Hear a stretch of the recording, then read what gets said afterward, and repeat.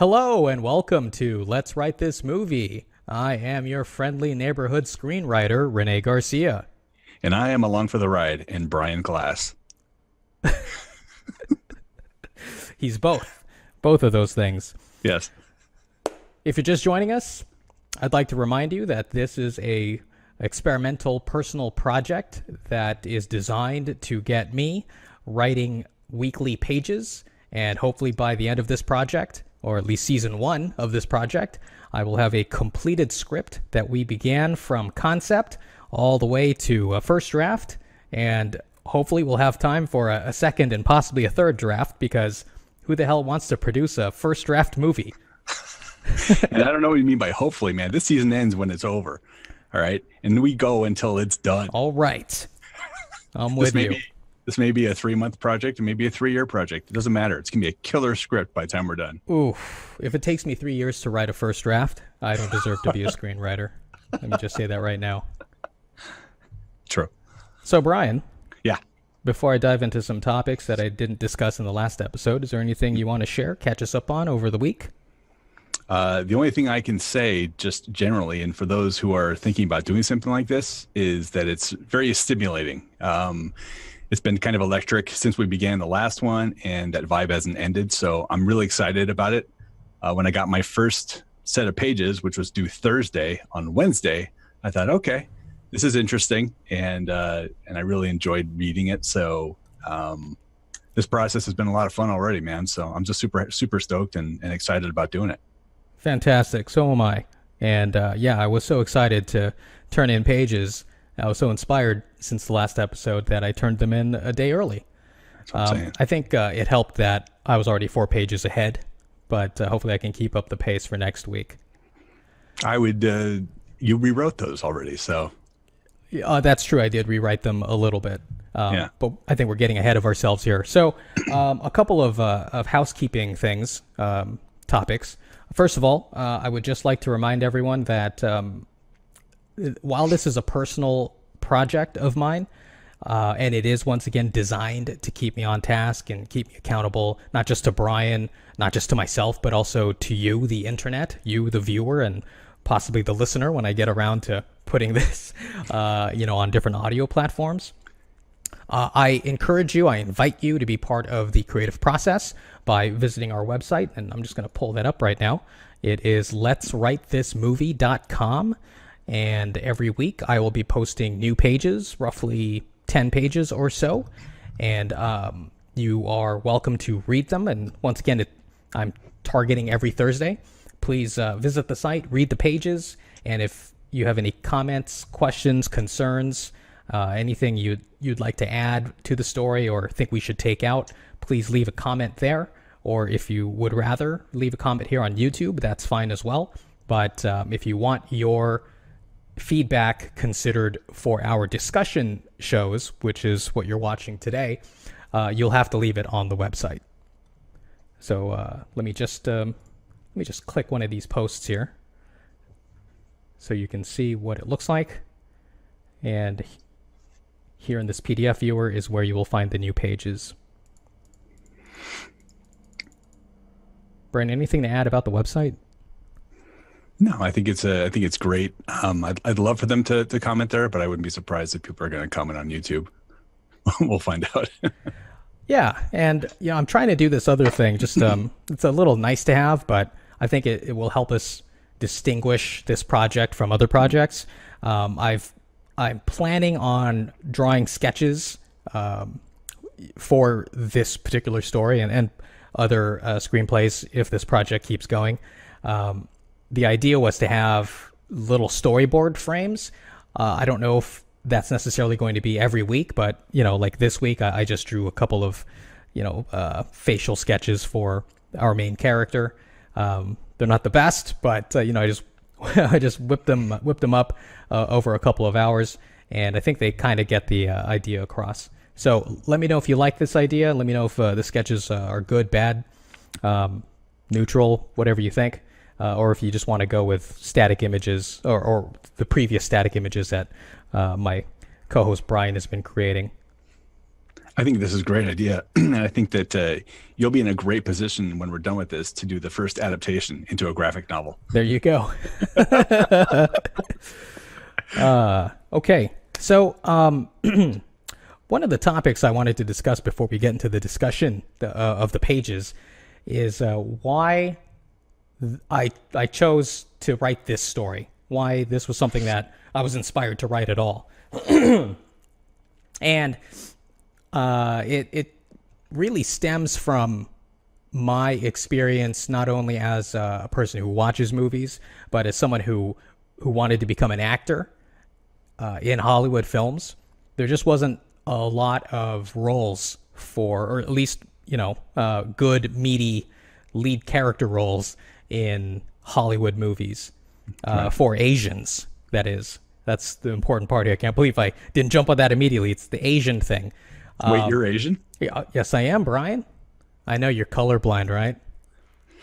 I'm racially blind. There you go. Says the white guy. I'm yeah, white. well, I mean, I We have think listeners. I think you are, Brian, and I've always appreciated that about you. That I'm white? Yes, that's why we're friends. Anyway, so this is a quick, maybe 1 minute story. So in my very early 20s, I was still high off doing plays in high school where I was getting these lead roles, thinking like, yeah, I'm so awesome, I could totally make it in Hollywood. Why they'd be fools not to cast me. I just remember taking acting classes in Hollywood, and I think, Brian, you've heard this story already, but the our coach was going to each student and telling them, what kind of roles they could get. And, went to, the Caucasian guy next to me. He's like, you could be the next Harrison Ford. The Caucasian girl next to me. You could be, whoever, the next Charlize Theron or whatever, right? And he gets to me. He's like, you should take martial arts classes. And I was like, okay, there you go. That's wow. Yeah. I didn't tell you that. No, well, if one thing people may not know about me is my memory is horrific. So it's very possible you've told me that many times, but it's always amazing to me. Mm-hmm. When I was in a class like that, they said that I could be the next tree and just stand over there in the corner and don't move. I was never in acting class. Yes. Anyway, and so that experience really stuck with me. And then I would watch, obviously I was watching movies, and I noticed that there were these storylines that could always get a Caucasian guy into other, we'll say, ethnic majority stories where you wouldn't expect to have, a Caucasian person in that story. So you think of like Dancing with Wolves. They were able to get Kevin Costner to become an Indian. You have Last Samurai. You're able to get Tom Cruise to become a samurai. And so I thought, well, how can I do that for Asian characters? Mm-hmm. And, I started to think about this zombie Western. And originally it wasn't going to revolve around a Chinese gunslinger. But then I thought, well, how could I get a Chinese gunslinger into this? What did the Chinese do during this period? Oh, well, they were here in America, Northern America. They were working on the railroads. So it evolved from that. You got a railroad worker turning into a bandit, and now he gets to have these duels at high noon with the sheriff. Yeah. I thought it was pretty clever. I think it's a great idea. And but of course the where my head goes, the logical question is, let's say this is picked up and someone wants to make it into a feature film and casts our lead actor as with a white guy. Well, they can do whatever they want if that happens. Hey, I've already been paid, right? Right. or ripped off, whichever comes first. But here's the thing. I mean, in the current climate of movie making, having Chinese appeal is it's a priority now. Mm-hmm. So if you watch like the Transformers movies, they are made primarily for a Chinese audience. Right. I can't remember which one it was, but it was the first one that was actually had a good portion of it set in China, and you had characters, behaving all weird, like, I don't know, it's hard to explain, but basically, you mean when they turn into anime for like that 15-minute portion? Yeah, I guess. I mean, I guess that's one way to point to describe it. But you had like Stanley Tucci drinking this popular drink in China, and it's Boba. like, he breaks from the action to sit down and drink this drink, and I'm like, that's weird, right? Right. And then you just have all these other like famous Chinese actors doing cameos, and I didn't see The Last Night, but I'm told that it's just so zany that only a Chinese audience would appreciate it. That would make sense because I did not appreciate it. Okay, well there you go. Didn't that happen with Wolverine as well?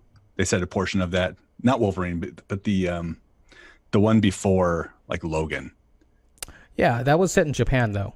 Was Japan? Yeah, but I think that graphic novel or that comic book is actually set in Japan. So, yeah. Anyway, so since there's this big push to have capitalize on the Chinese market, I think this can only be more attractive to producers. Yeah. Plus, I think it's original. No one's seen anything like this. At least I've never seen anything like this. Yeah. I'm hoping, I'm hoping everyone else feels the same way. Cool. Yeah. Well, that's a good idea, and I think that your motivation makes a lot of sense. And yeah, I just want to do the story justice. Okay. Fantastic. That is really all I had to say. I just realized, it wasn't something I brought up in the last episode, but it's so key to, to the origins of this story. Right. I didn't want to get too far along into this without getting that out there. I do have a question about another process question, because as I was thinking about other ideas, this kind of popped in my head. When you're writing dialogue and you're writing for characters, do you have someone in your mind? Like, do you have like an actor or actress who's reciting those lines, or is it just you kind of doing your own mannerisms, or how do you envision it when you're writing the dialogue? I don't have an actor in mind, mainly because I'm hoping we get actors. I mean, in the pie in the sky scenario, right? I'm hoping we get actors who are versatile enough to disappear into the role. So it doesn't matter who this person is. So I guess it's more the latter. It's hard as a writer not to infuse yourself into every character. Right. So, to that end, that is, I think, probably a blind spot for me, where I don't know how my personal limitations, my personal limited understanding of how these characters might behave are actually limiting the characters, because they are constrained within my own range of knowledge. So I'm hoping I can, rely on you and the wisdom of the crowd to help expand these characters. And obviously, when we get actors, they'll do their own research and, bring it to life. Yeah, I mean, you say restrained by your own knowledge. I think that the character dialogue may be informed by who you are, and that's one of the things I've really enjoyed most about reading your scripts in the past. I mean, first off, they're clever, they're interesting, but second off, the dialogue is always really kind of moves along very quickly, they're briskly, and it feels like having a conversation with you a lot of times. So I think it's great that you bring your personality to each of the characters as well. Are you saying I'm schizophrenic, Brian? Talking to me is like talking to multiple personalities. Excellent conversationalist. What's René like today? Let's find out. Which René? Exactly. So should we talk a little bit about what we're going to do now? Okay. So, last episode we went over the synopsis, and, it made sense that I just read that by myself. But now that we are involving dialogue and the actual script, Brian and I decided that he would read the exposition and then I would read the dialogue.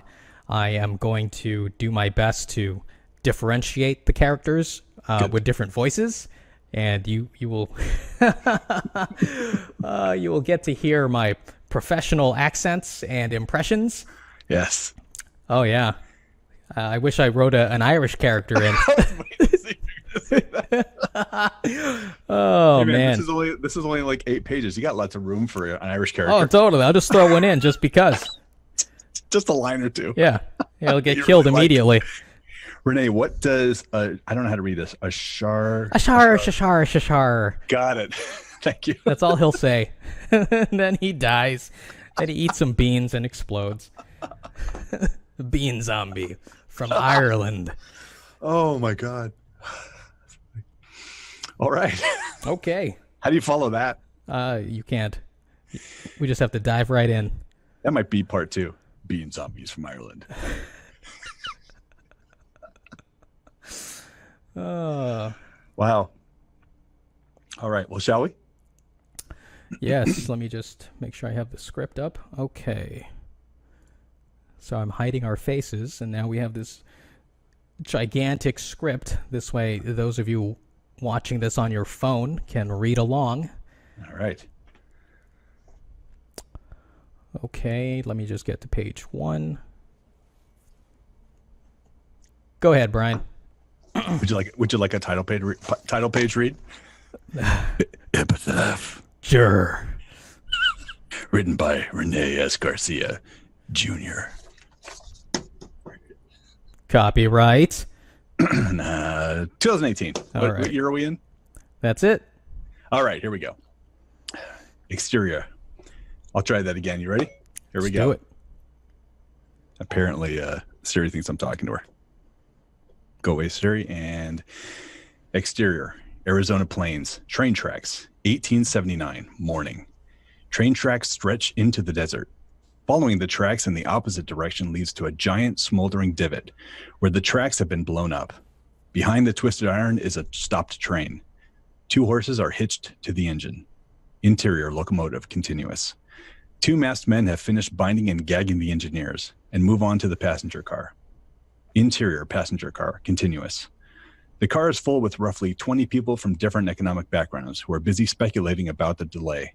Jimmy, 20, has his head out the window. Sarah, 20, his wife, prods him. Sarah, what do you see, Jimmy? Jimmy, can't tell. Hold my belt. Sarah does so, revealing Jimmy's holstered pistol. Jimmy leads farther out the window. Sarah, well? Jimmy, looks like something's wrong with the tracks. I see smoke.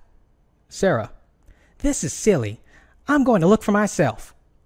She lets go of Jimmy's belt and starts walking up the aisle. Jimmy almost falls out and struggles to pull himself back in. Jimmy, Sarah, wait! Too late. She's about to reach the front door of the car, but it suddenly flies open, revealing the 2 masked men. They step inside, sending Sarah running back to Jimmy's side. Masked man number 1 is dressed in a dusty, black gentleman's outfit and gambler hat, and sports 2 nickel-plated pistols with ivory grips at his hips. A red bandana hides his face below the eyes. Masked man number 2 stands behind him, dressed in a dusty poncho and a cattleman hat. His face is also covered by a red bandana. He aims a rifle at the passengers. Masked man number 1. Ladies and gentlemen. He raises his hands to calm the passengers, who shrink into their seats. When he speaks, he has a strange accent. I apologize for the delay.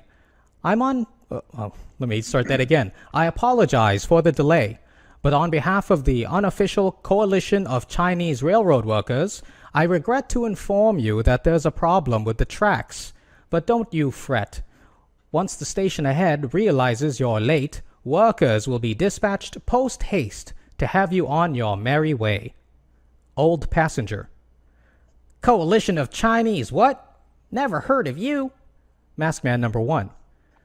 Well, we're a very small group.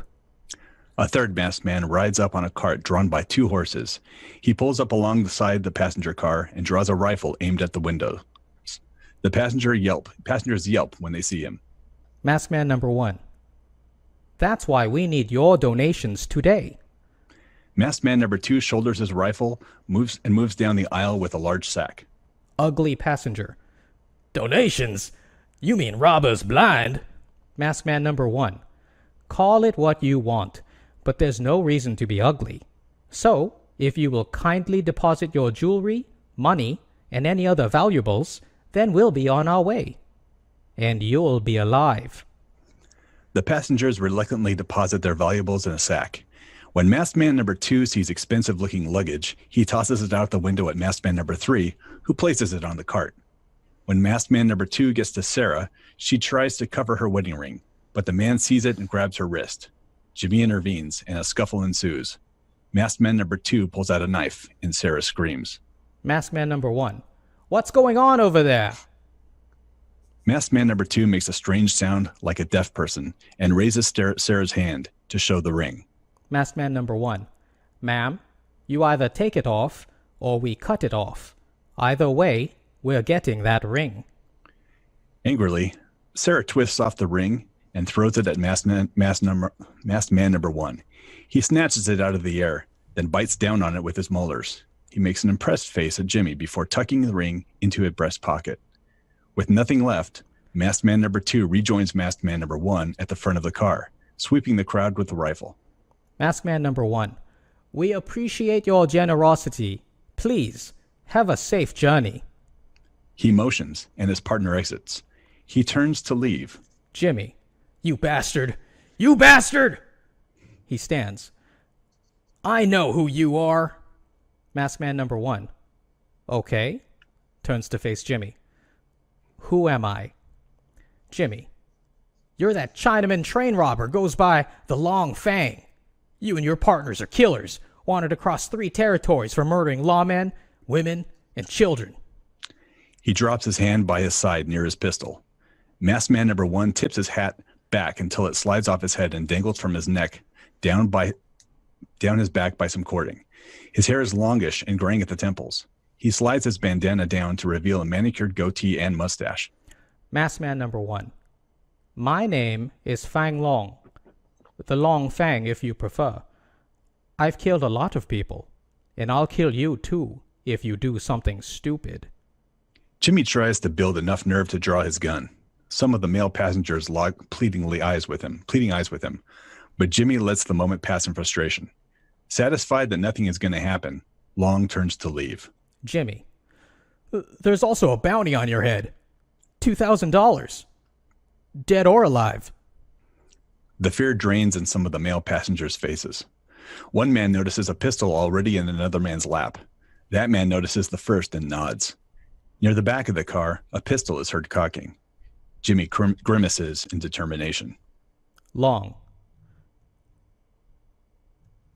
Well, let's back up. Masked man number 1, who is also Long, in Cantonese. You stupid sons of whores. 3 men with pistols stand and open fire as Jimmy begins drawing his gun. But with incredible speed, dexterity, and accuracy, Long draws his own pistol and shoots from the hip, fanning the hammer and killing the 3 men instantly. Long trains his pistol on Jimmy, who is stunned, covered in blood splatter, and hasn't cleared his holster. Jimmy reholsters his weapon. Long turns to leave when a female passenger silently draws a blade to stab him from behind. A gunshot followed by a glass breaking results in the woman's head exploding as Long stumbles backwards. He turns to see masked man number 3 standing on the cart with his rifle trained on the woman's dead body through the broken window. He winks. Exterior, passenger car, continuous. Long exits, unhappy. Masked man number 3, pulling off mask. Saved your life again. Long. Like hell you did. Where were you 5 seconds before that when I was fighting for my life against 3 mean cowboys? Sam Duke. Deadliest rifle west of Tennessee, my ass. Masked man number 3, Sam. Go to blazes. I was fiddling with the luggage. Besides, those corn crackers couldn't hit a bull's rump with a handful of banjos. Both men look sternly at each other before chuckling. Long. Sam, if that's English, then I regret learning it. Masked man number 2 rides up with Long's horse in tow. His mask is off and he looks concerned. Long reassures him with a tired wave and mounts his horse. All three men ride away from the train as passengers peek out timidly. Masked man number 2 points at some blood on Long's coat. Long, in Cantonese. Bow. I'm fine, little brother. Just some white man's blood. Did you know my bounty is at $2,000 now? Masked man number 2, Bow, grunts and motions to himself. Long. They didn't say anything about you. Sorry. Bow rides ahead indignantly. Long chuckles and falls to Sam on the cart. Long. All right, Sam. Stash this at the hideout and meet us at Sally's. Sam. I got it. Long. Don't get any ideas. This haul isn't half as good as what's waiting for us in town. And you don't want me on your tail. Sam. Christ almighty, Long. You're the one who's as crooked as a dog's hind leg. Sam whips the horses and speeds away as Long and Bow watch him go. Then they head off in a different direction. Insert montage. Exterior Arizona plains later. Long and Bow give wide berth to an active military fort with a large contingent of soldiers performing military drills. Later, Long and Bow move quietly as they pass by a group of Indian bandits, attacking a wagon with a settler family on it. As a woman screams helplessly, Long and Bow leave quickly. Crossing a well-traveled road, Long and Bow briefly cross paths with a snake oil salesman, transporting his goods on a horse-drawn cart. The side of his cart reads, Petrov's Potent Potables. Outside of a silver mine, Long and Bow slowly ride through the operations out front. They take note of the many Chinese workers hauling and processing the ore before moving on. The name on the hanging sign reads, Profit Silver Mine. Finally, they see the town of Epitaph in the distance. It's large for a desert town and fortified around its perimeter by large logs planted into the ground and shaved into spikes at their tops. There are only a few entrances. Long points in the direction just off to the side of town. End montage. Exterior, desert outskirts, afternoon. Long and Bow arrive in a secluded clearing with raised ground all around. They tie their horses to a crude hitching post and make their way into a natural passage that has been formed in a large, deep crack in the desert surface hidden by flora.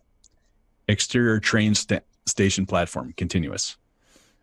A sign nailed to the wall of the train platform reads, Welcome to Epitaph. The station manager steps out, looks down the tracks, then pulls out a pocket watch and shakes his head. He whistles to a group of workers standing around.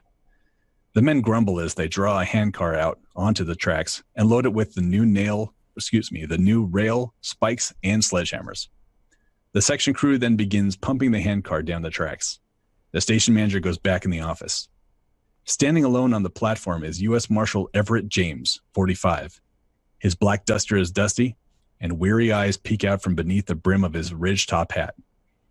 His aggressively grizzled facial hair illustrates the time away from town.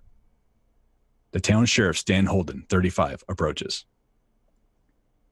Stan, unless my eyes deceive, I don't see a train. So you were right. The Long Fang bites again. Are you sure he's coming this way? Everett doesn't reply. I mean, those boys we got posted all over town haven't seen hide nor hair of him. Everett remains silent. Come on, Marshal.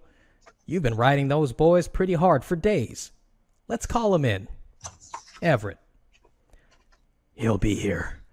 I know it. Stan. Blazes, Everett. We all know what this means to you. How long you been chasing Fang?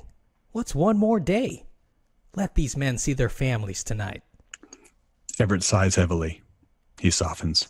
Everett. All right, Sheriff. Tell them boys to meet at Porter's to resupply. Then tell them to get some chow. We'll ride out tomorrow morning. Stan. Will do, Marshal. He begins to leave. Everett. Stan. Stan. Yeah? Everett. 10 years. Stan. What's that? Everett. You asked me how long Let me try that again. You asked me how long I've been chasing Fang. 10 years. Stan. Dang, Marshal. Ain't there some kind of statute of limitations? Everett. Not for what he did. Not in this life. Not ever. A stiff breeze blows past as Stan leaves to round up the posse. Everett pulls out his pocket watch and opens the clasp to check the time. There's a whisper of a smile on his face. Then it vanishes. Everett puts his watch away and leaves. All right. And scene. So, I would be lying if I didn't admit that I kind of rehearsed a little bit of this, but I did so without my earbuds in. So, I can't tell if my performance today was anywhere close to what I rehearsed it to be. I think anyone who listens can tell that I didn't rehearse. No, you were fine. You were fine, Brian. I don't know if my accent was more Lo Pan from Big Trouble Little China or Katharine Hepburn, or maybe Sidney Poitier. They call me Mr. Tubbs. They call me Mr. Tibbs. Not Tubbs. Only if I'm on Miami Vice. Oh. Crooked. Exactly. Wow. Anyway. Okay, Brian, I have some thoughts here. Yeah. But let's get to your thoughts first, and then I'll talk about mine. Are you sure? Because I've got quite a hours of notes. Okay, so Yeah. A couple of things. First, let's work backwards. Let me just get back there. So there's a line here where Stan says, "Dang, Marshal, ain't there some kind of statute of limitations?" Mm-hmm. I think that's bad writing. I just wrote that because it felt natural, like it just came to me. But I think that's bad writing because Stan, as a sheriff, wouldn't he know what the statutes of limitations are? Maybe he wouldn't if this is some kind of the jurisdiction is different. I don't know. I don't know how it worked in the Old West or even how it works today. But that's a question mark for me. Secondly, but I love the setup for it though. You know, the setup for the next line is perfect. So for me, I didn't even bump on it. Okay. You know what I mean? Like, because a couple things. It's not like the whole conversation was about that. It was just kind of thrown in. Right. Like he was hearing this for the first time. You know what I mean? So I don't know. To me, it was okay. I didn't really have a problem with it. All right. Okay. That's fine. The other question I have is, when did the concept of statute of limitations come into being? Was that even something considered in the Old West? Or was it, hey, you did this crime, you are forever wanted until we get you? It's not like, oh, I got one more day to catch this guy or else he goes free. Right. I mean, I guess you could take a different tack, like, dang, Marshal, isn't it time to let that go? Or something like that, where it's not tied to a specific law per se. Okay. All right. See, that's the thing, man. I don't know what their relationship is. Like, have they been working together for a long time? Because if they have, then he probably already knows, right? It's new for the audience, but he's probably had this conversation for the first 9 years with him. Well, yeah. No, totally. So as we discussed in the synopsis episode, this is a town that the Marshal has been riding through a lot in his pursuit. And as we'll explain later on, the posse is made up of townsfolk, of just men in this town. I assume that when the Marshal goes to different territories, that his posse will consist of local people. I don't know if that's how it works, but that's how it made sense to me. I see. I guess I didn't distinguish between U.S. Marshal and town sheriff being separate, like jurisdictions almost. I didn't think about those two. I have to assume that that's how it works. That the sheriff handles the town. Yeah. And then the Marshal handles a wider area. Yeah, I like that. I mean, you could always put something in here like, back again, huh? You think you're going to get him this time or something like that, so it's introducing the concept that he has tried how many times with them, and he's not, and Stan, the town sheriff, has some experience with the guy, but he's not like they are companions on this quest, right? Right. Because I don't think that comes through as apparently as the way you're explaining it.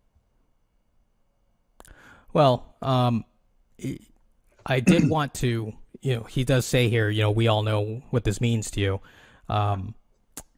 While Stan is not necessarily part of the posse, he does want to bring this fugitive to justice. So he does want to help the Marshal. I don't know if that clarifies or answers anything. Any concerns you had about this?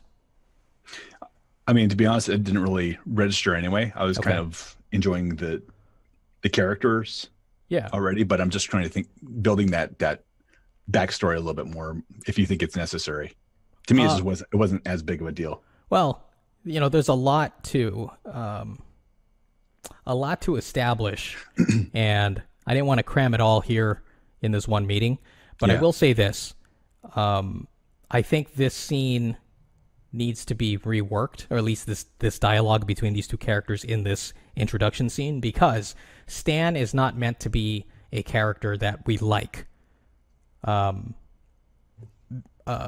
Based on what he does, based on if we are trying to get the audience to side with Long, in the sense of, since he is the protagonist, we care if he succeeds or fails.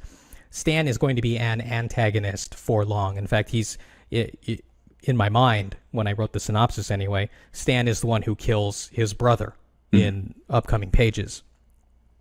So, and he will taunt Long along the way about that, so that Long will be able to have his quasi-revenge when Long kills this guy's, significant other or object of his affection late in the movie, because everyone thinks she's now a zombie and or infected anyway, and she may be. I haven't quite decided if Long kills her, just because to tweak Stan, and then say, oh, she was turning into a zombie. Yeah. You know what I mean? Right. I don't know yet. I haven't gotten there yet, but that's where my mind is going. So I think Stan comes off a little too nice here, a little too he cares about the posse, making sure they see their families. Like, he's coming off as a good guy. Right. I don't know if I was thinking. I think you could throw down a slur. I want to catch this blank, whatever that is, and it could be kind of a nasty slur as much as you do, but our guys are tired or whatever it is. You know what I mean? Okay. You can just come off a little bit less likable, because the way I was reading this is merely an introduction to the Marshal, and how single-minded he is, how focused he is, but he's also a reasonable guy. So to me, this is all in service of that character. So if you want to nasty the other guy up a little bit, I think you could do it. Okay. All right. I think I can make that happen. Yeah, I wanted the turn of Everett, from being this stoic, focused guy. I wanted the turn to be talk of family. Mm-hmm. And so then when he says, hey, when Stan says, let these men see their families tonight, that Everett's mind is taken to his family. And he says, okay, yeah, it makes sense. Let them see their families. Right. He can't see his family because they're dead, as we'll find out later. Right. No, I definitely picked up on that. All right. Yeah, that was cool. I mean, to me, honestly, as we'll go through here, kind of these two pages had the least amount of notes for me. Perfect. So I really like this. I really like this whole interaction. So I threw in this thing here about the pocket watch at the end. Mm-hmm. And, he smiles, or it looks like he's about to smile. So I want this to be a thing throughout the movie where he's constantly looking at the time in his pocket watch. Okay. And we'll find out. Once again, this can go, I'm just toying with this idea at this point, but we'll find out that on the inside of the pocket watch, you got the watch on one side, and then on the other side is a picture of his wife and kid. Love it. Don't lose it. Yeah. That's cool, especially if it pays off way later and we don't know. This is what I'm all about, man. Yeah, what I'm that's all beautiful. about. Set it up. What the hell Love is that? it. Why is he always checking the time? So what's so pressing? Exactly. No, that's perfect. I love it. Perfect. Almost wish I didn't know that. Oh, well. But it's all right. This whole show is going to be full of spoilers, I guess. Exactly. It has to be. Got to work towards it. Yeah. Yeah, I think that's great. Okay, so mental note, make Stan a little uglier here. I can do that. Mm-hmm. Let's see. Okay, so the other big thing is I wrote in, obviously, I wrote in a new character here in the beginning. Yep. Sam Duke. Every time I read it, I read Sir Duke. Oh. Which is like my favorite Stevie Wonder song. I don't know that song. You do. You just don't know it's called Sir Duke. Oh, okay. Sing me a few bars. Dun, dun, dun, dun, dun, dun, dun, dun, dun, dun. Dun, dun, dun, dun, dun, dun, dun, boom, boom, boom, doo, doo, Are there doo, words? doo. Does he sing? Yeah, it's about music actually, and how music is a great equalizer among whether you're different race or different background, whatever it is. And I'm sure a lot of people don't hear don't necessarily listen to the lyrics because it's a really catchy song, but that's what it's about. I almost jumped on the internet on this recording just so I can find it and listen to it. Then I realized, wait a second, we'll get a copyright strike. So let's not do that. I'll listen to it later. Meta. We'll put a link to Sir Duke. Okay, so Sam Duke. Yeah. I like this guy. Yeah. And here's why I wrote Sam Duke in. Sam Dukin. Sam Dukin. Exactly. The reason I wrote him in is because here's how I am foreseeing the zombie thing becoming unleashed really onto the town. When Long is in the jail, Sam, who arrives later to the town, will find out, great, the Fang brothers are in prison or whatever. At least he knows that Long is in prison. Mm-hmm. Maybe he'll even go up to the cell window, and say something, to Long like, I gotta save you again or something, right? And Long will be like, just create a distraction of some kind, right? And that's when Sam will discover that, maybe in the doctor's office, they are restraining an infected person who hasn't become a zombie yet. He hasn't died yet, but he's acting crazy and belligerent and, he's trying to bite people. So when the doctor and maybe the marshal and the sheriff leave that room or something like that, I don't know yet, Sam will go in and release this infected person or maybe a group of infected people. And that's when the epidemic starts, when these creatures, these people start running around biting other people. And, there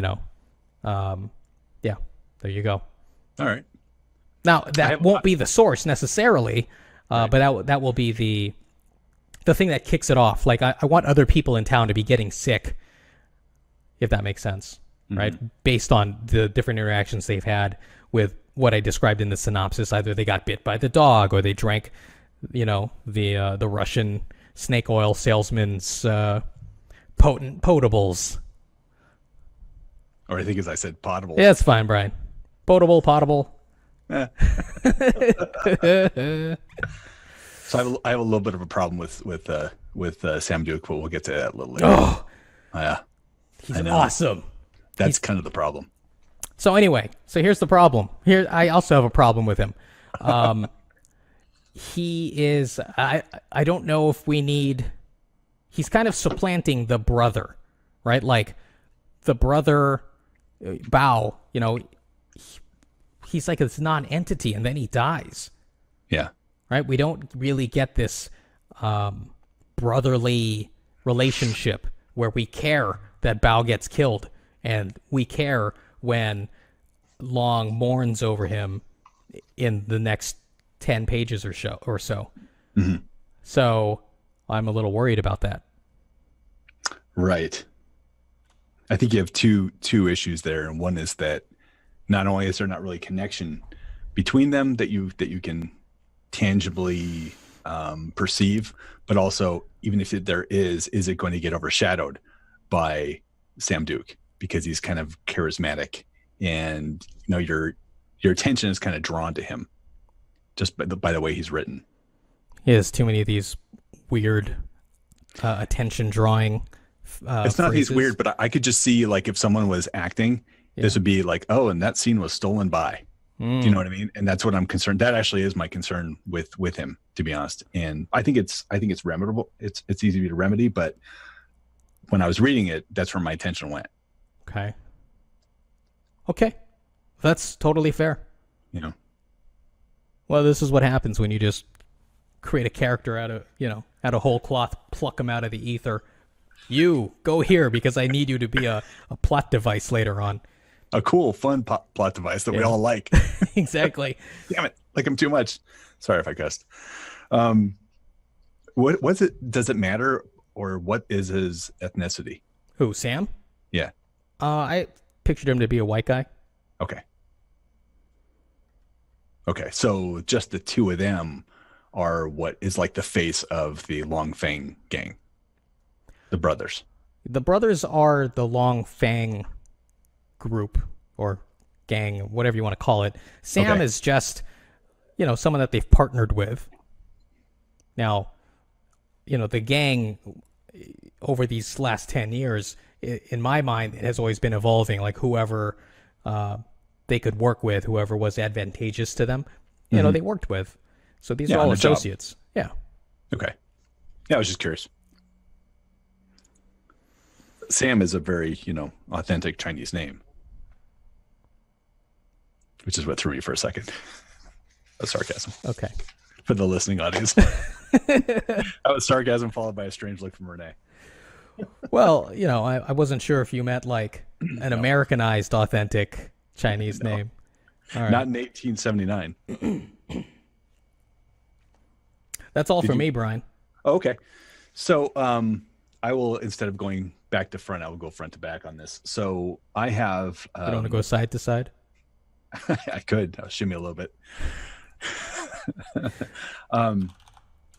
But I've got a bunch of like little notes on this, and then I've got some kind of larger overriding things, and I'll just kind of pepper them all in as I go forward, just so you know. So there are just some little things. The very beginning, I was a little thrown. I was trying like in the very first paragraph to understand like where exactly I was. So when it said following the tracks in the opposite direction, I don't know if you have the script up. Yeah, it's up here. Okay. Where it said following the tracks in the opposite direction, I didn't understand in the opposite direction. To me, it just reads like following the tracks leads to a giant smoldering divot where the tracks have been blown up. So in the opposite direction just kind of confused me a little bit visually as I was trying to imagine this. All right, do you want me to address these points as you go along? You want me to wait until the end and try to remember everything you said? It's short, so I'll just give you a couple other things here.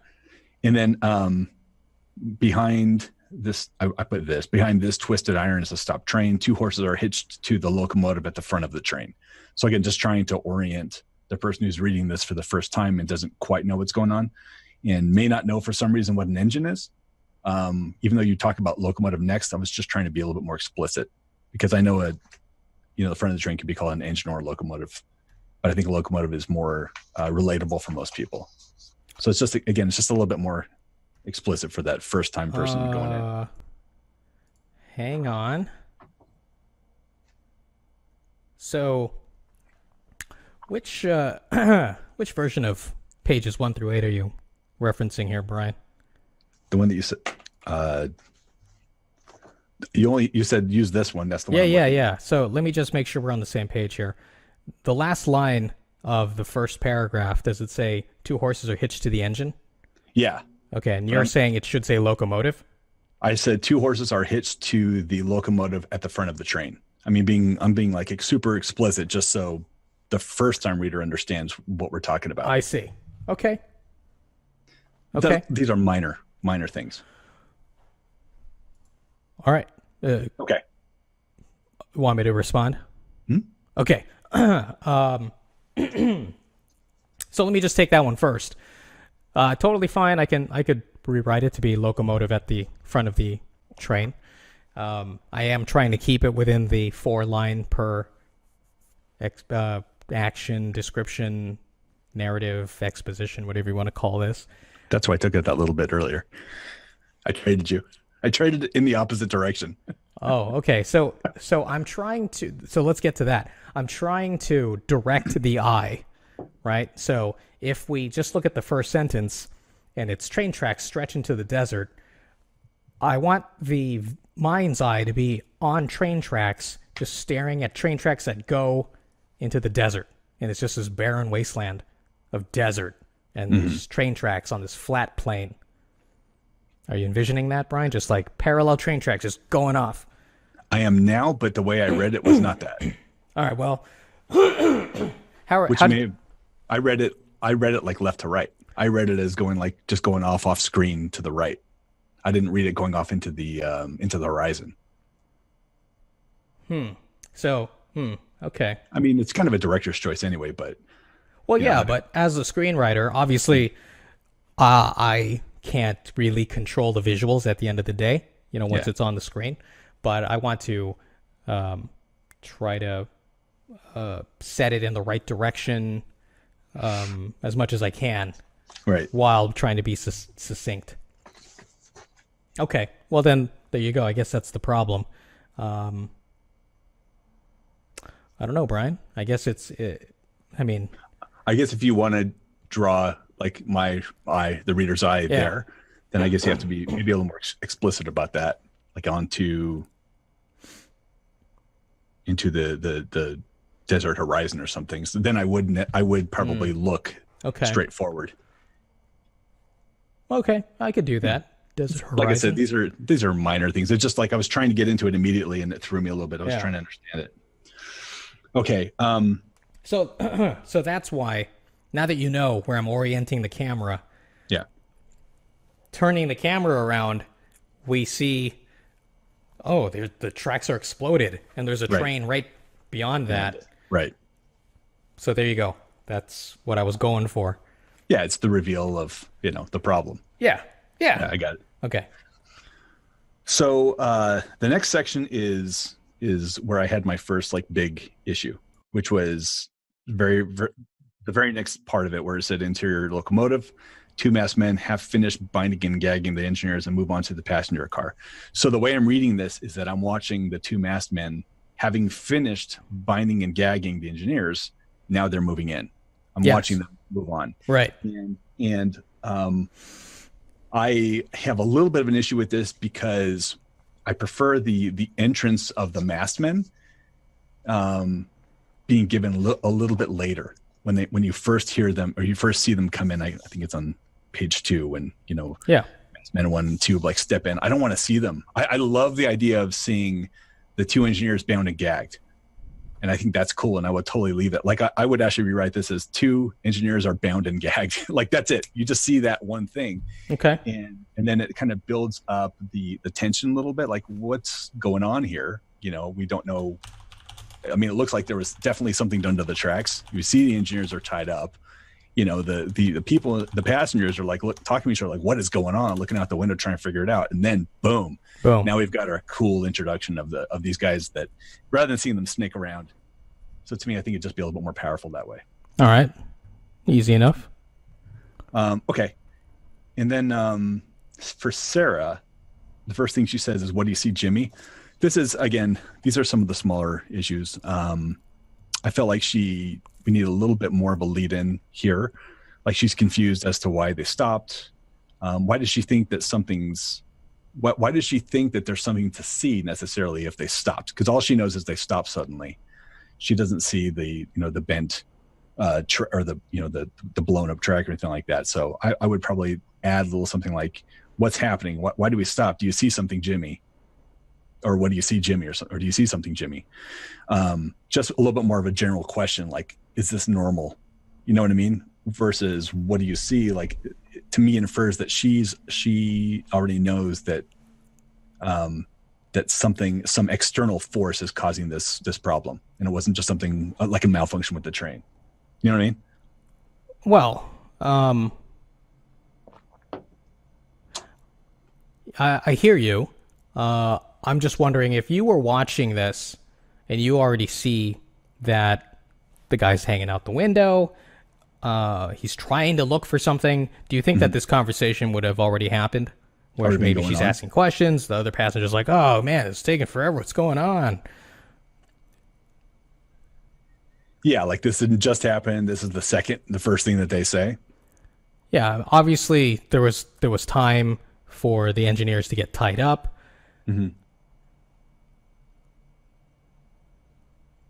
Yeah, I think that's fine. This is it's a minor thing to me. So I was treating it more as this was just happening. You know, like they were maybe having this conversation while they're tying these guys up, but yeah, it's something to consider. I don't feel super strong about this. I'll give you lots of optional notes too. So No, that's fine. The big ones, I'll tell you, these are big ones to me. Okay. Jimmy leans farther out the window. I wrote as far as he can, just to be more specific about that he is temporarily incapacitated when she starts to get up. Because that's how I read it. Like she starts to get up and he's out the window. He's like, crap, you know, my wife is starting to move and I'm stuck here for a second. So I was just a little more explicit there in terms of his positioning. And then it says later in the page, she lets go of Jimmy's belt and starts walking up the aisle. So I was trying to figure out where she's going. Like, is she going outside? And if you know, if so, why didn't anyone else? Because everyone else, I assume, is just kind of sitting there looking out windows or talking amongst themselves. Or is she going to an open window where she can see outside herself and doesn't want to rely on him? I just thought, why is she all of a sudden walking down an aisle? Oh, well, in my mind, she was going to walk to the front of the car to head out, either to exit, to get off the train to see what's going on, or walk up to the locomotive, then talk to the engineers. I mean, I don't know what a person would normally do if the train, I don't know what the protocol is. I don't know if I was on a train, that's what I would do, right? And it's like an old-timey train. I would exit the car to see what's going on. And so I imagine that the entrances to a car are on the front and back. So that's why she's walking up the aisle to get to the front.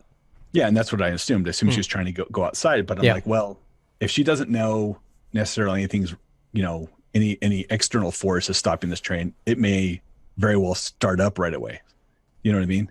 It may start again. So why is she getting up to go outside unless she has a reasonable understanding of, you know, that they're not going anywhere because there's something more than just a standard unplanned stop. That's why I had her. I was thinking, well, is she maybe going to an open window because Jimmy's in their window and she's, you know, needs to look. She wants to look for herself. I mean, I know you want her up and about. Yeah, I don't know. I don't know. I guess I'm having trouble understanding why this seems out of the ordinary. Like why this seems like it's uncharacteristic of a person, just any person, who would want to find out if they've been waiting, you know, for. If there's any kind of delay on any kind of transportation, I want to know what's going on. And if no one's communicating with me after like 20 minutes, I'm ready to find out. Okay. So, I mean, again, where it says I'm going to look for myself, I don't know if she'd exit. I think that she might go and want to talk to the engineer then. I think that makes more sense. Oh, okay. So if I was more explicit with what she says she's going to do. Even if she says, I'm going to find out myself. If she's going to look for herself, that to me indicated she was leaving. And I just felt like, I don't know if she'd actually leave unless she knew that there's a real good reason to leave. And right now she doesn't even know what's going on. You know what I mean? Well, what if she's a headstrong character? Then I think she'd go find out for herself, which means she might go talk to, you know, the engineer. Yeah. So it's a subtle distinction. That's fine. And I don't think it's a problem for me to accommodate fixing this. What are you suggesting? That she says, I'm going to talk to the engineer, or I'm going to go outside and look for myself, or? I think I would put, I'm going to find out for myself. Okay. I'm going to find out for myself.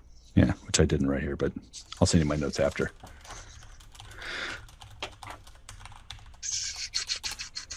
All right. So, on to page 2, where we hear from Long for the first time. as masked man number 1. Yes. And it says he has a strange accent. Is that intended? So when he says he has a strange accent, am I supposed to read that as foreign? Well, so it was meant to convey a couple of things. One, I don't want it revealed that he's Chinese necessarily at this point. Okay. Secondly, I wanted his accent to be not just Chinese, but someone who is Chinese learning English through different people that he encountered. So maybe he learned English. It's like it's if you were Chinese and learned English from Southerners, right? Would your Chinese accent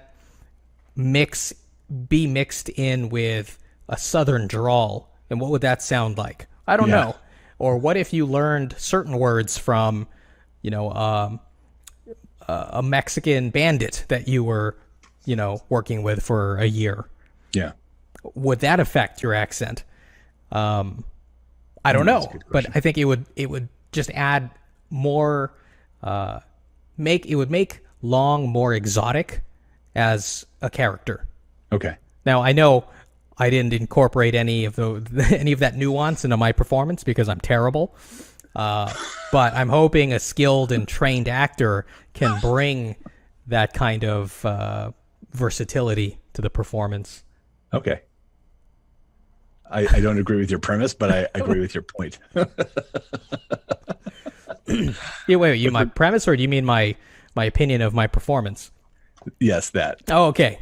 Your point that you're making on the script makes sense. Got it. All right. So a small thing on here, and you would know more about this because it sounds like you've done some actual research on this, but when you mention here the unofficial coalition of Chinese railroad workers, yeah, is there an official? No, I made all of this up. So, okay. So let me just, before you continue. Yeah. I wanted Long, in my original idea of him, I wanted Long to be this very, I don't know, kind of distinguished and, to come off educated, like an educated, distinguished gentleman.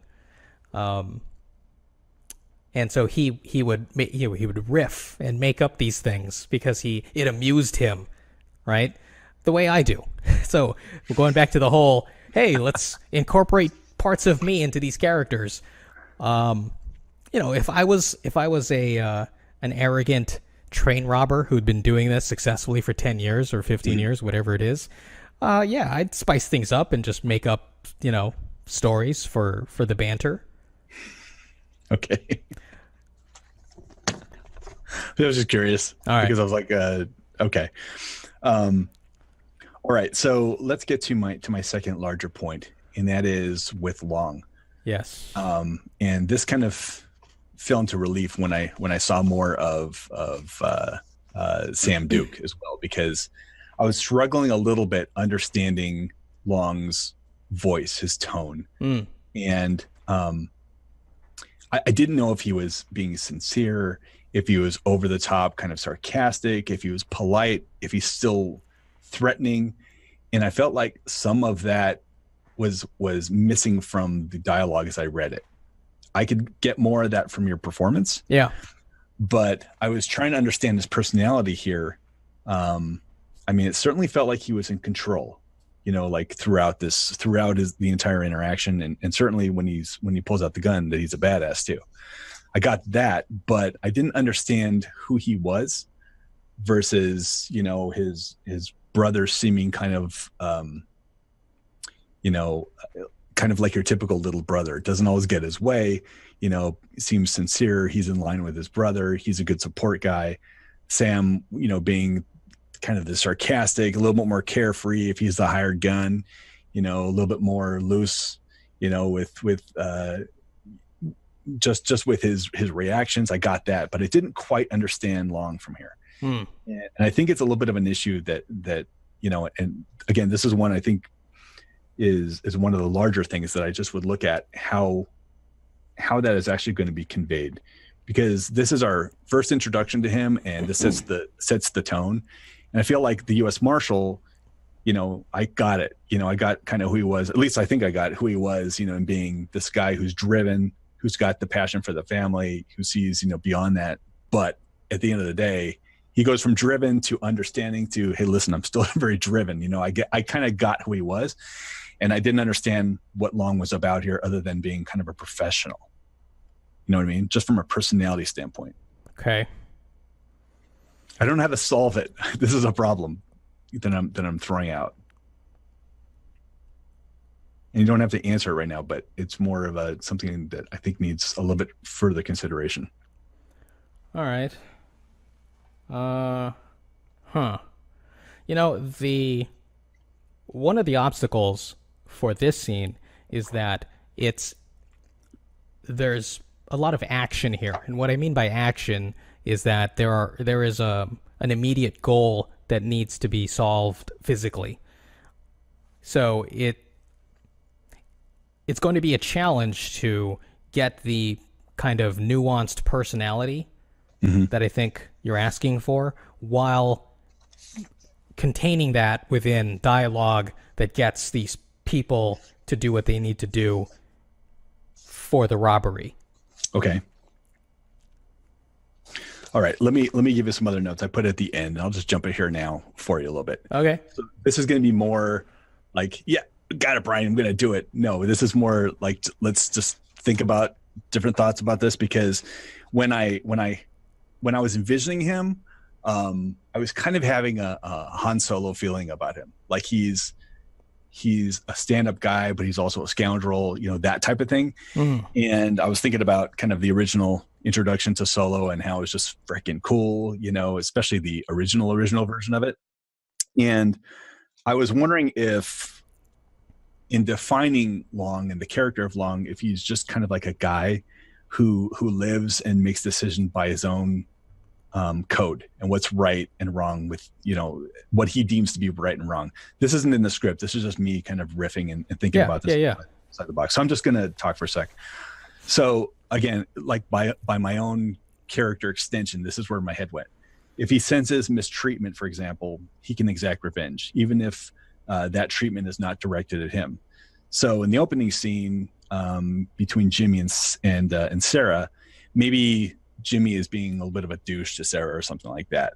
So his revenge on Jimmy could be like swift and disproportionate to what he did. So maybe just being kind of like a pain in the butt to Sarah, and maybe Long shoots him in the leg, or just does something to mess with him, which it just seems so sudden, but sets a tone like, hey, this guy means business. He's very professional and gentlemanly, but he'll also draw on you without provocation. You know what I mean? Like he's just being questioned, all of a sudden, boom, just shoots the guy. It's disproportionate. To me, something like that sticks out. But if it's going like by its own rules, and this is how he thinks based on kind of what happened to him in the past, when losing, or not in the past, but when he loses his brother, and he wants to take revenge for that, whatever it may be. And then I was thinking about like, okay, so based on what I know that happens later in the story, just kind of taking this idea and extending it, like maybe later they're running from some zombies, and maybe there's a guy in the party that just was kind of another D-bag, and he shoots him in the foot. So the guy can't run and escape anymore. He's going to be eaten by the zombies, but he's also going to be slowed down. So in one way, he's gotten revenge on this guy by his own code of ethics, but at the same time, he's also saved himself. So it's kind of that, again, I'm kind of trying to straddle that rogue, anti-hero kind of guy who's just like, he's a little extreme, but I really dig this guy. You know what I mean? Because I want to root for him, but because he's a badass. You know what I mean? So I may have misread the character, and I know I've taken him in different places that aren't in the script at all. But again, I was trying to just flesh out the idea behind Long and what's really motivating him, besides just getting loot. Okay, so I like what you're saying, and let me just address the first big thing, which is you're not quite sure about the character from this introductory scene. I think what I needed to establish here was that he's Chinese, he sounds educated, and he's quick. He's very adept with his pistols, like preternaturally so. Mm-hmm. I almost want it to be like a superpower without it being a superpower, if that makes sense. Yeah. But also that the fact that he doesn't kill Jimmy, like he's so fast that he's able to kill the other guys even before Jimmy's able to pull the gun out of his holster, right? But he could still kill Jimmy, but he doesn't. Like, he lets him go.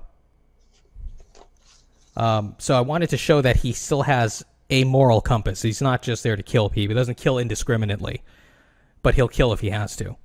Right. I don't know that we need much more than that here. Well, I don't even know if I could write more than that here. But from what I'm hearing from you is that it's not enough. Like, you need more. I think we need just something else. Like, I almost want Jimmy to mouth off a little bit after all that's over, and him just shoots him like he'll shoot him in the thigh or something, or shoots him in the shoulder, so he'll be fine. Are you ready for this, Brian? Oh my goodness. Oh yes. All right, folks. So you're just gonna have to deal with my deeper voice. Or do you want to put the two videos together? What two videos? You mean if you want to restart and then restart this? And no, it's pretty obnoxious, dude. This is obnoxious. It's pretty obnoxious. All right, I'll tell you what. Here's what I'm gonna do. Brian. Hey, it's let me riff, and you just keep going back. Podcast verite, right? All right, here's what I'm gonna do. So, everyone watching and listening, I'm gonna leave this part in, but we're gonna fix this. I don't know what the technical problem is, and I'll probably blog about this so I can get some advice on how to fix it. But for whatever reason, if we record long enough or whatever, it's actually random. I can't explain it. My screen will flicker. It'll go black for like a split second, and when it comes back up, my voice is now modulated down for some reason. It sounds fine on my end, but when I play it back, and obviously Brian can hear me, it sounds terrible. I think it sounds absolutely fine. You think, yeah? I wish I sounded like that all the time. Me too. Okay, so we're gonna stop and then we're gonna come back. And I'm stopping now. And we're back. Oh, I think I left here if you want to cut it. You left where? Like here. Smash cut. They'll never know.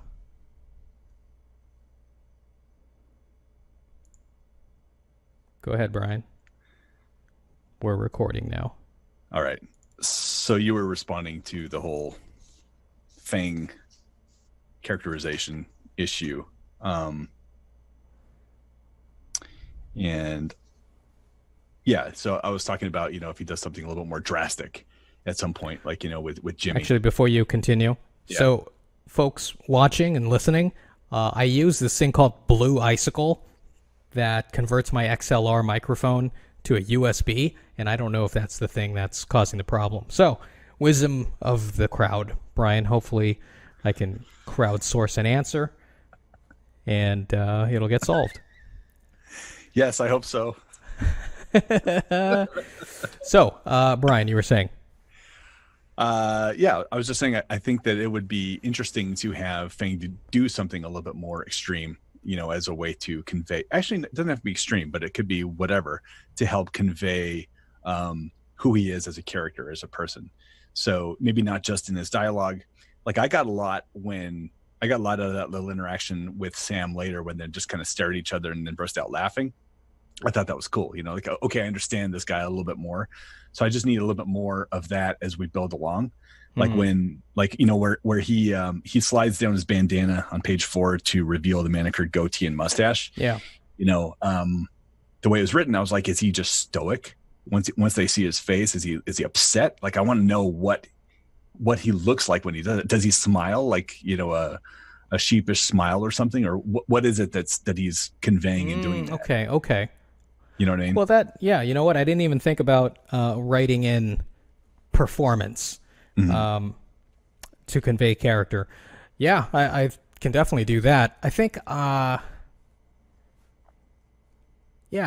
think I'm leery about things like that only because I don't want to encroach too much on the actor's performance, but I guess that makes sense to do it here because there's already a lot of dialogue that is plot necessary, or maybe not plot necessary, but scene necessary. So, yeah, I guess, directing performance in the action or the exposition is probably the right answer. Yeah, if nothing else, just at the beginning, just to help me understand who this guy is a little bit better. Okay. And again, if you want to do something a little more bold, like him, taking a more extreme action against someone, so that's totally up to you if you feel like that's in character or not. Well, but I was trying to give you the understand, or at least the logic behind why he might do something like that. Why he might do something like what? More extreme, like if he's going to shoot, Jimmy in the shoulder, teach him a lesson, in his own personal understanding of why he's doing that. At least in my mind, it's not because he's mouthing off, but because he's actually being a jerk to his wife. You know what I mean? So that at least was how I was thinking about it. It's not in the script. It was just some kind of like wandering thoughts. Well, here's okay. He is going to have a scene like that, or a moment like that later, but I guess that'll be too late for you. I like to know who someone is pretty early on. Okay. And then maybe that builds those other scenes will build on it a little bit more. Give me another layer of who of who that character is, or deepen it. Okay. Okay. How about this? How about he doesn't like that the woman gets killed by Sam, and that's why he's upset. Like maybe it's gonna be tough to go from that to the laughing scene. It's gonna be tough to go from that to them laughing in a minute. Well, Sam kills the woman, right? And maybe Long actually points his gun at Sam, like in that moment after the woman gets killed right in front of him, basically. Like Sam, Long didn't want the woman. Like maybe he has a thing for women getting killed, right? Okay. Like it's not necessary to kill women. Yeah. And he's holding his gun, pointed at Sam outside, and Sam is pointing the gun inside, and then Sam will like kind of break the tension by winking. Does that help you at all? Yeah, I think then it's like no women, no children. Well, something like that. At this point, I'm kind of like spitballing and just playing with ideas. Yeah. But I think it does add a little bit of that moral compass that I think you're looking for. Yep. Or something to grasp onto. Yeah. I'd know who that guy is a lot more if you do something like that. Okay. Yeah. Okay. So when he says "you stupid sons of whores," yeah. I mean, is this kind of like just I was trying to understand this phrase, which I've never heard before. Yeah. Is there some reason you use this particular thing? Well, because I don't think that people said sons of bitches back then. I don't know that they didn't, but it just sounds too modern. And even if they did use it, once again, it just sounds like something that people know today, and it may feel like, what is this? A modernized version of the Old West? Is he going to pull out a BlackBerry now? I mean, I don't know. You know what I'm saying? Like, I just kind of wanted to get away from the lingo that people would be familiar with. I've never seen the show Deadwood, but I'm told that they are constantly saying these anachronistic swear words. Have you seen Deadwood? Do you know what I'm talking about? I've not seen it, but I know exactly what you're talking about. Okay. I've heard the same thing. And I was told that the explanation for that by one of either a showrunner or one of the creators is that because the actual swear words of the time were very mild compared to today, that audiences would think it was weird for them to be saying like, dang it, as like a swear word. Like they would probably think it was like watered down or censored for some reason. And so instead they had to say like, over the top. yeah, it's horrible things. Right. All right. So the only thing I would say then, if you do want to go the route of him getting upset that the woman gets shot, Yeah. then when I read You Stupid Sons of Whores, for some reason, maybe it was just me reading as a modern reader, I didn't read that so much as Sons of Whores. I read it as Sons of Whores. Like the word whores is really like a degrading word, to read, and which is fine for the character, but it feels like it's then a little bit not in alignment with what you just said about his feeling about women. So, well, okay. So just because a man doesn't want a woman to be brutalized, right? I think he can still understand a yo mama kind of insult, right? And here's the other thing. He's saying it in Cantonese, so it's really meant for himself, right? So this is like, I don't know if there are these kinds of phrases in China. I just figured, they probably don't talk about bitches, but they may talk about, women who, sleep around, right? I'm sure that concept is universal.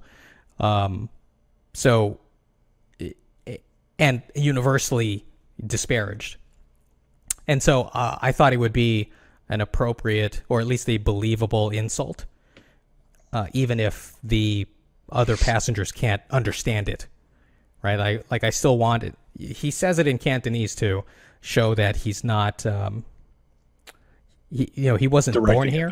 What's okay. That he is a foreigner, basically. Yeah, I read it as he's not like directing at them necessarily. It's just something he says, like you idiot, instead of you idiots.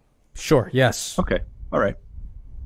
Yeah, I'm not again, these are not huge things for me. No, I hear you. But to your point, I am trying to establish the character.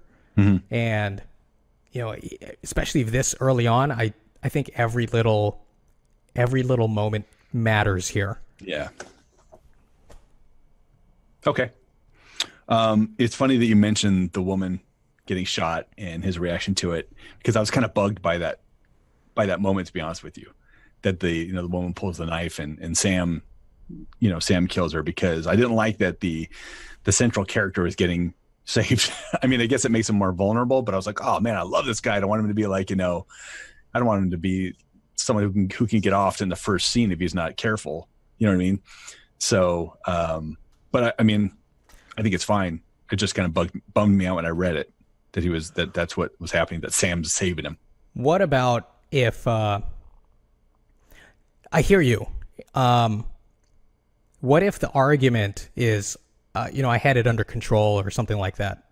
Like he could say that, which will then lead to, I don't know, like it's kind of like foreshadowing for a later scene I have in mind where, well, actually it kind of foreshadows the flashback of Long fighting the foreman. That he can handle himself, with just his fists. So the argument is he didn't want the woman to die, and that we can even have a shot of him like he steps into a fighting stance or something, like he can handle it, but then maybe he doesn't even need to. The way I wrote it is, hey, Long turns around and he doesn't hear this woman silently pull out a blade, right?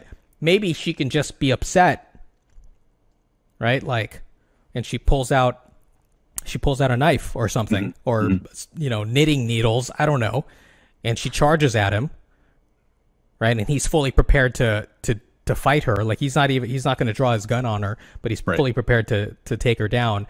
And as she approaches him and he's about to throw a punch, boom, her head explodes because Sam Duke. Sam Dukin. Sam Duke to the record. Sam Dukin to the rescue. I definitely like that better. Okay. Or something along those lines better. Yeah. Oh, that's fine. Easy enough to fix. And then when I read the head exploding, I'm like, dude, it's a rifle. Do you want to give him a shotgun instead of a rifle, maybe? No, what's wrong? I mean, exploding can be anything. It's not like her head was like taken, like there's no head left. I totally went to Sam Raimi town when I read that. Of course you did. Just his headless body, just like with a knife, like flailing and then falling over. Knitting needles. Yeah, knitting needles. Stabbing other people next, like, no! Headless woman. So this is just more little stuff here. When it says that masked man number 3 is standing on the cart with his rifle trained on the woman's dead body through the broken window, when did the window break? Well, because you hear the glass. Because once again, I had it written where Long turns away. Mm-hmm. So we don't know. It's, the camera is not showing anything around Long, right? So we hear glass breaking and then the woman's head exploding. Okay. Glass breaking. Okay. I see. I guess. So he's shooting through the window. Yeah. That's why it's breaking. Right. It just seems to be more formidable if like the car had been stopped and everyone's looking around, that he just goes through an open window, trains his gun, in the action, and everyone feels a lot more threatened because he's there. They can hear him. That he can, he's got his gun right there on them. You know what I mean? That doesn't need to actually break a glass. It doesn't really matter. I mean, most of the windows are going to be down anyway, since Bao is throwing luggage through the open windows, right? Right. I just threw that in there for, because it just seemed like a more interesting scene. If like glass is breaking, there's more action. It's like, things are happening. Yeah, I was thinking about like, and this, I don't want to get too far off, and I certainly don't want to give more leverage to Sam Duke, but just the shot of like someone looking down out the window and all of a sudden, a gun from the outside, on that person's head, he turns and this guy had ridden up, silently on his horse-drawn cart. Two horse cart. Silent. The horses have like, shoes on. Yeah, I get it. I know how it is. Anyway, it's Hollywood, man. It's Hollywood. All right. So the next scene where they go outside, Long exits, I'm a little unclear where this conversation is actually taking place, because to me it read like they were just outside the car. And if they were just outside the car, then anyone who still has a gun could try and pick them off. So I think it needs to be explicit that they are away from the passenger car. Maybe they're towards the locomotive or something again, or something. Because I didn't quite get it. Okay. Just a small revision there. So page 5, where Long is talking to Sam and, like hell you did, all of that, right? Yeah. That to me, I envisioned it essentially 5 feet away from the passenger car. So yes, anyone with a gun could fire on them. Mm-hmm. I don't think audiences are going to care that they're so close. And if I had to explain it, I would say that Long has already killed the people who had the nerve to kill him or attack them.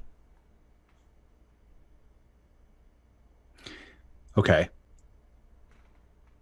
Here's the thing. In my mind, even though a lot of people were carrying weapons back then, I don't think most of them used them in, for the purposes of killing other people. Right. I mean, I guess if you're going to do that, it sounds like it's being a bit daring and maybe a little bit, what's the word I'm looking for? Like he's a little bit overconfident, or at least very confident. Okay. And I could see him like looking at a passenger, who might be within eye shot, and the passenger starts reaching for a gun. He just looks at him, shakes his head, and the passenger puts his hand back down. You know what I mean? Just to kind of say, listen, look who I am. Don't even think about, not even from there, not even with me, not even paying attention to you. I'm in complete control of the situation. Just to kind of, again, build on, I'm just a badass. I just took 3 guys out without them being able to move, and I could take you out. I know exactly where I am at all times and what's going on at all times. You know what I mean? That's kind of that supernatural-ish tendency that you're talking about. All right. It's at least it's an opportunity. If you feel like exploring it, I think it would be another way to kind of show that even though he's right there, he's in complete control still. How about this? How about a compromise? There's a line here about timid passengers peeking out. Mm-hmm. How about I move that earlier, and he'll catch them in the corner of his eye, and he'll give them a stern look, and they'll immediately cower back, like, right? Away from the window. I think that's good. Okay. I think it's small, and it'll help, again, build that character a little bit. All right. Yeah. Okay. I can move that. Not a problem. Mean cowboys on page 5. Well, I mean, I was trying to say, you needed an adjective to talk about these cowboys, right? Like, cowboys, not in the sense of the way we know cowboys, but cowboys in the sense of these guys are rough guys. I don't know if cowboy necessarily translates to that in the Old West, but I thought it was okay. And mean, not in the way that you and I know mean, but mean in the sense of, these guys are serious people, serious bad guys. Okay. No, you don't like this? You don't like that dialogue? No. Okay. What? I don't know. I don't have a solution for this. But I just when I was reading it, I'm trying to read like in my own version of the character. Yeah. And I was like, I got to there and I was like, 3 mean cowboys. You know what I mean? It all of a sudden felt like it was deflated. Like, stop. Why didn't you help me against the mean guys? I see. Okay. And I'm sure, especially hearing you read it and perform it a little bit, that you didn't mean it in that way, but that's how I read it. It just didn't sit well with me. It's like the only dialogue I was like, didn't like that.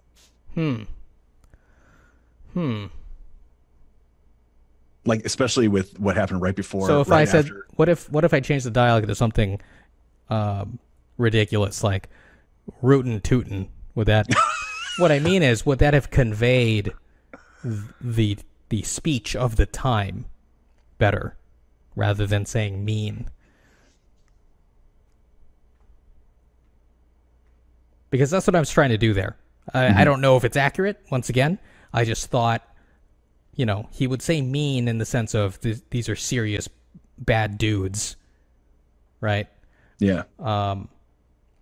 But he obviously can't say serious bad dudes because that's way too modern.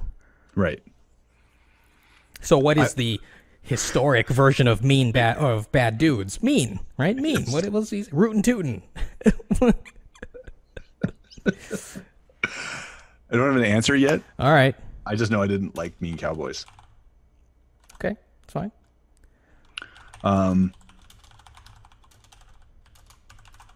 But I loved exactly what they said before and after. Sam Duke did this rifle west of the Tennessee, my ass. I love this whole part, actually, this whole dialogue. So in the middle of page 5, where it says masked man rides up, blah, blah, blah, blah. Yeah. And then it says all 3 men ride away from the train as passengers peek out timidly. And we just talked about the passengers. Mm-hmm. But where it says all 3 men ride away from the train, I think you need to explicitly say how it's happening. 2 on horses and 1 on the carriage kind of thing? Yeah. Yeah, okay. Yeah. Okay. Yeah. Okay. And then let's see. Page 6. This is kind of my last of the big questions I have. All right. And it's at the beginning of, well, it's really kind of throughout here. Let's talk a little bit about Epitaph, the town. Specifically, I'm trying to understand what's interesting or different about the town. It sounds like Long has he sees some value in it because it sounds like he's been through it enough times to discover the secret route. So he's been here a lot, and I don't know if he lives there or not, but he's been through here many times. You know, is this like a home base for him for stashing loot or something more nefarious? You know, yes, sort of. Or is it like there's a goal here? Because in the beginning of 6, he talks about this haul isn't half as good as what's waiting for us in town. I didn't know if that was something because he's already stashed stuff there, or he knows, like, he's been scoping this place out for so many years because he knows this is the place to hit. You know what I mean? Yeah. So I'm just trying to get a little bit of understanding. It doesn't necessarily have to be here. I'm just trying to understand where the thought process is. As this kind of coalesces in my mind, the saloon, Sally's, which I don't know if it's going to be called Sally's. I had other names like the original Winchester or something like that, right? As a tie-in to Shaun of the Dead, where they have to get to the bar, the Winchester, and here they have to get the saloon, right? It's fun. Yeah. So I was like, I think it would be a nice callback. You know, I mean, Shaun of the Dead kept referencing all these other zombie movies. Yeah. Why can't I reference Shaun of the Dead? Hell yeah. Anyway, so so Sally's is a refuge for outlaws, essentially.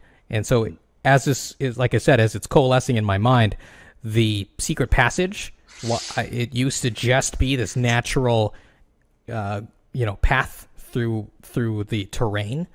Now I'm thinking it starts off as a path, but it becomes kind of built. Like there are actual structures holding the dirt away, which then leads into the saloon, into a back entrance where the innkeeper lets them in to get into town. And this is a kind of a refuge where they can lay low for a little bit. And of course, they have to pay the innkeeper to keep things quiet. So, I haven't fleshed all of this out yet, but the thing that I think will make this movie more interesting than just being a zombie flick is that there are characters within the town that we get to kind of live with, and they have their own relationships with each other. One of the characters is this guy named Prophet. I don't know what his first name is, but Prophet, because he's the greedy businessman who owns the silver mine. Cute. And he's stashing, or he's put all of his money or silver, bars of silver. I don't know what it is, but it's all in the vault in the local bank. And the innkeeper, or the saloon proprietor, whatever they're called, he has alerted Long to this score. And so now Long is going there to blow up the vault. I don't know what it is exactly yet. But basically they're planning some kind of heist, and that's why he needs a 3-man team. I don't know. Okay. I think that's cool. I love the idea of it being the refuge for these guys, and I love the idea that they took a natural thing and made it into something a little bit more purposeful. Yeah. I think that's great. The reason it's headed in this direction is that in the end, I'm still trying to work out why they are trapped in the saloon and have to chop through the barrier, right? Mm-hmm. Some kind of barrier that they have to hack through. It's slowing them down to get out, right? I'm thinking that the saloon guy, his name is Zeke, he is one of the survivors, and he's traveling with them as they're surviving through the town. It's like, hey, well, that doesn't make sense because Long is the one who reminds everyone that there's a secret passage. Okay, they're going to have to find Zeke along the way then. And when they're in the saloon, Zeke runs out ahead of them, and he's frightened by something. Mm-hmm. I don't know what it is, but he's frightened by something, and he locks the passageway behind him as he starts running to freedom.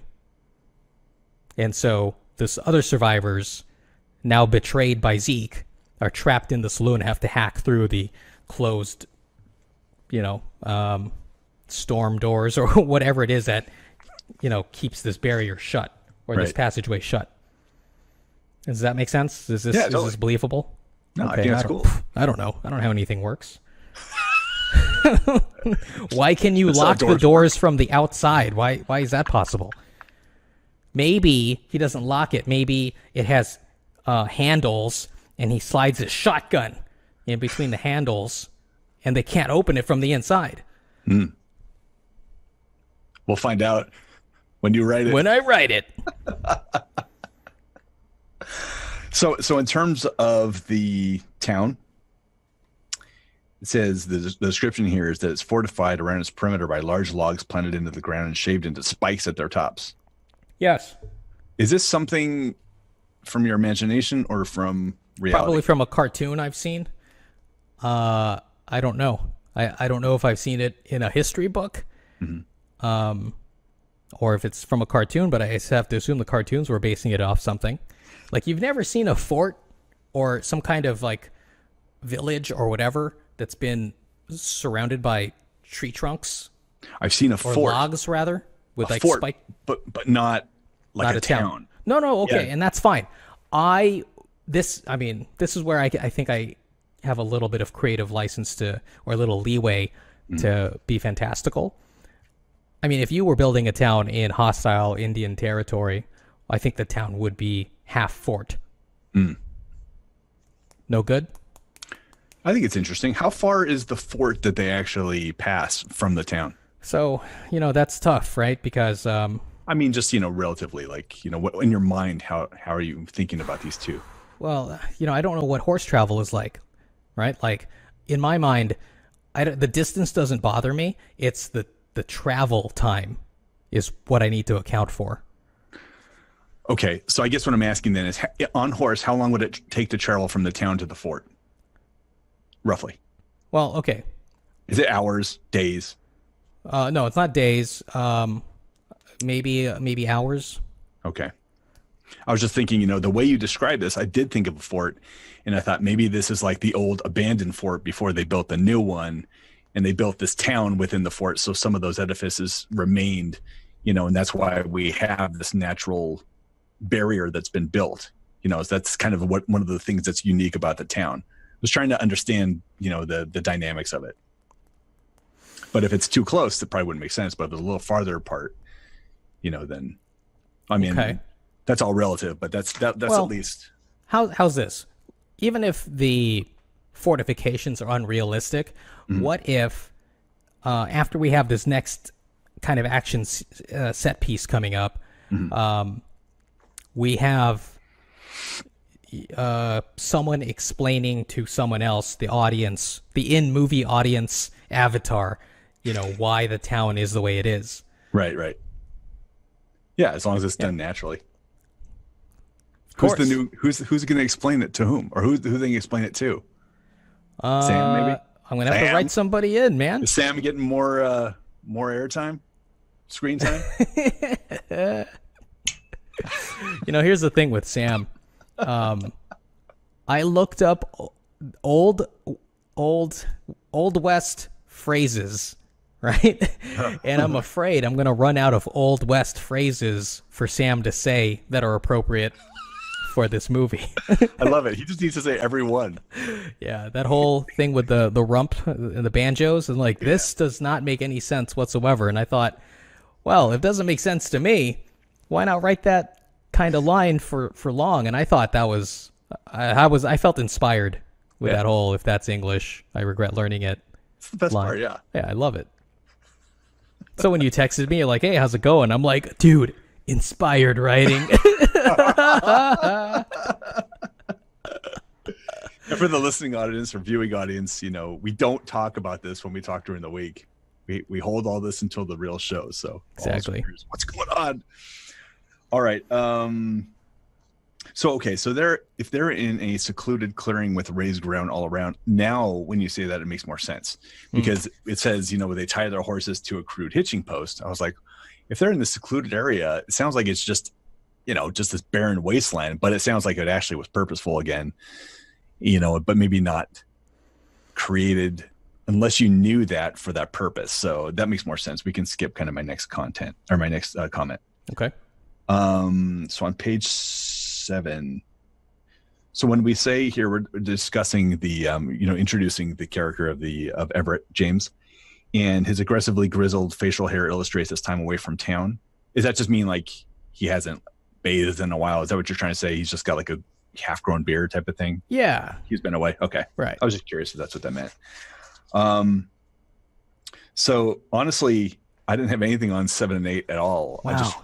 I dug that whole interaction. It was all brand new, and I was like, yeah. I thought this was kind of like the weakest of it all.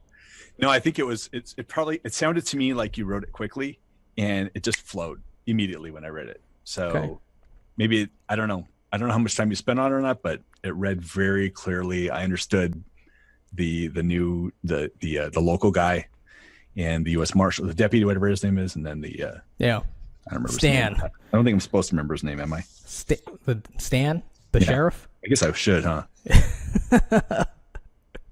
Are we going to confuse Stan and Sam name wise? No way. Maybe. Negative. Well, I know they're going to behave in very different ways, but I'm just saying the name. I can, I'm not married to Stan. I can change that to something else.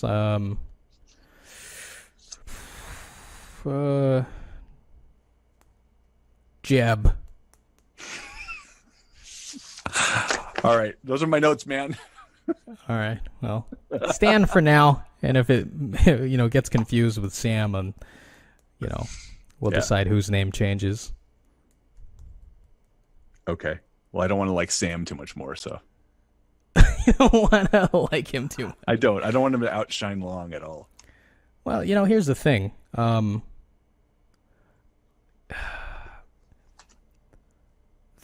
The protagonist can't be too cool. Like, he can be cool. Yeah. But he can't be cool in every way, right? Like, this is why you have those character actors who play supporting roles, to add that color, to say, oh, you know what?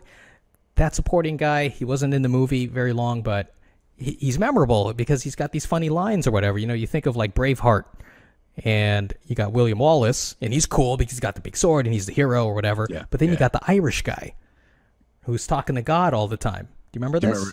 Sort of. Remind me. Give me something that the Irish guy said. Well, he talks about Ireland being, his island. Dude, my island. If there's ever a setup for an Irish request.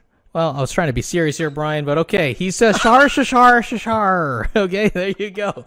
That's my island. Lucky Charms. Wow.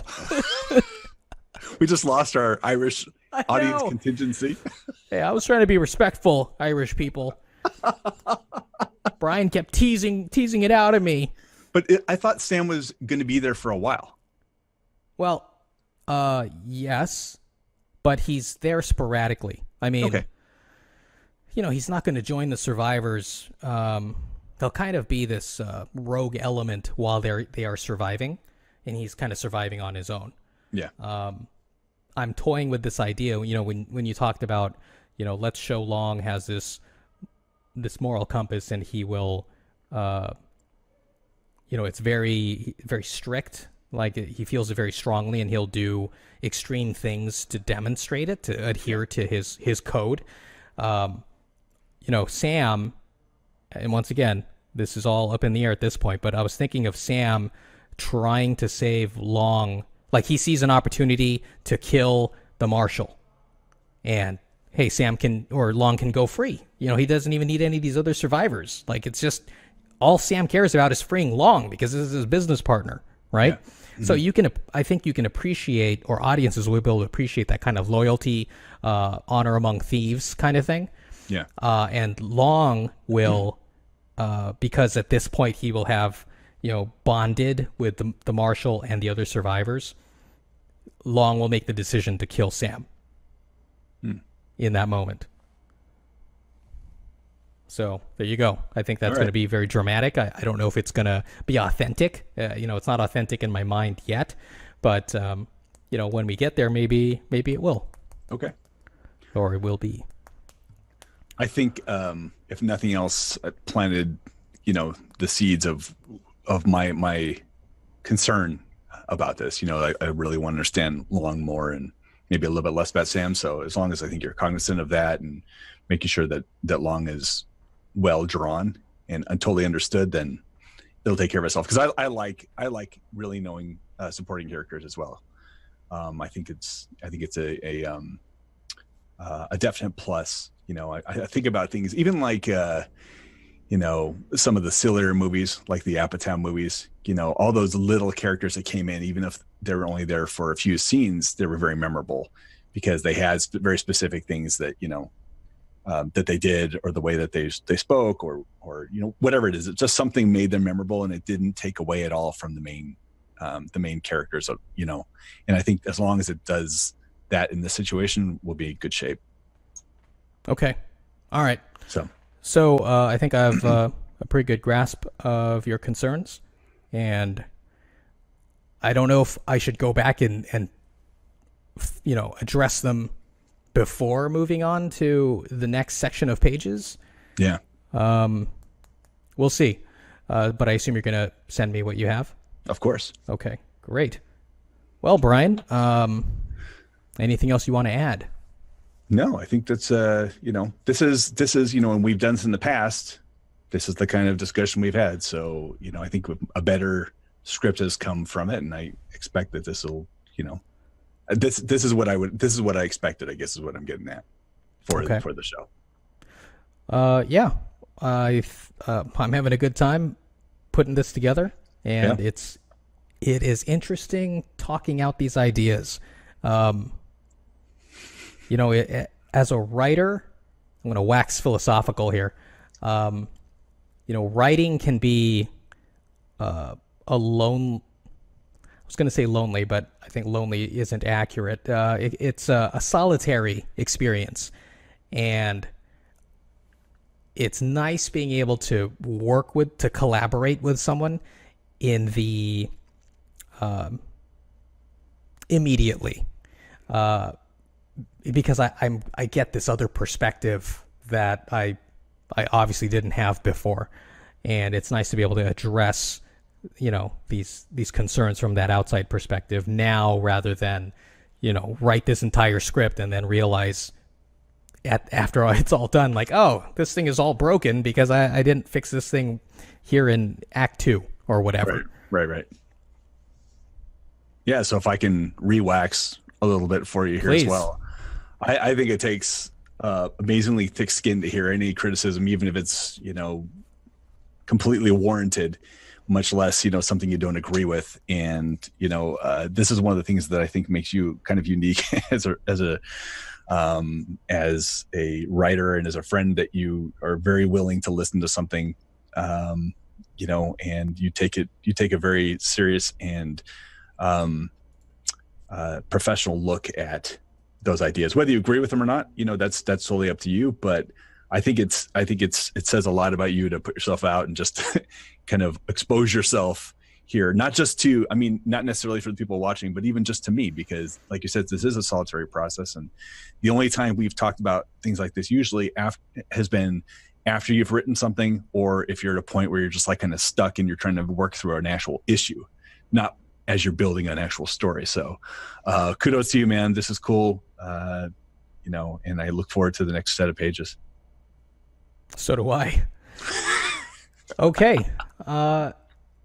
Everyone watching and listening, if you enjoyed this show, this episode, if you enjoy what we're doing, please give us a like, subscribe to the channel, tell your friends. And once again, I encourage you to be part of the creative process. As much fun as it is writing this for you, I think it'll be even more fun to have your input, get your feedback, get those other perspectives that Brian isn't seeing. Right. And let's see what we can come up with. So once again, our website is letswritethismovie.com. You can find my weekly pages every Thursday, hopefully.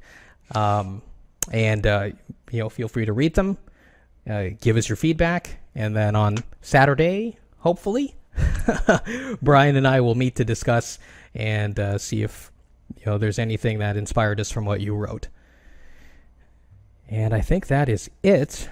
I think you got it, man. Fantastic. All right. We'll see you next week. All right, thanks. Bye.